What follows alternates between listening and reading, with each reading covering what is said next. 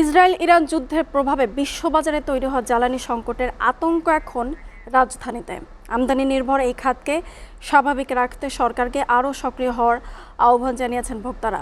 সকাল থেকেই ঢাকার পেট্রোল পাম্পগুলোতে দেখা গেছে গাড়ি এবং মোটরসাইকেলের উপচে পড়া ভিড়। হাসিবুল ইসলাম শান্তর প্রতিবেদন। দেশে জ্বালানি তেলের চাহিদা হঠাৎ করেই বেড়ে গিয়েছে। তেলের সম্ভাব্য সংকটের আশঙ্কায় অনেকেই প্রয়োজনের চেয়ে বেশি তেল কিনে মজুত করছেন।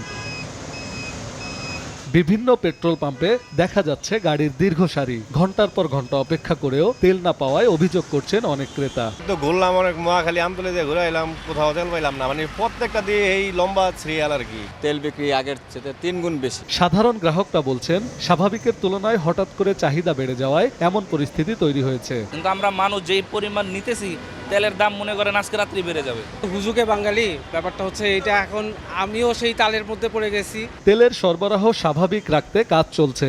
আতঙ্কিত হয়ে অতিরিক্ত তেল না কেনার পরামর্শ দিয়েছেন অনেকে। এখন আমরা জানি যে তেলের সংকট, অনেক জায়গায় গেছি, ঘুরতেছি, পাচ্ছি না। তেলের সংকট আমরা নিজেরা তৈরি করতেছি। একজনে মনে করেন 45 লিটার পর্যন্ত শুনছি মজুত করছে। জ্বালানি তেল নিয়ে সাধারণের মধ্যে সংশয় তৈরি হয়েছে। এতে করে পাম্পগুলোতে বাড়ছে ভিড় ও ভোগান্তি।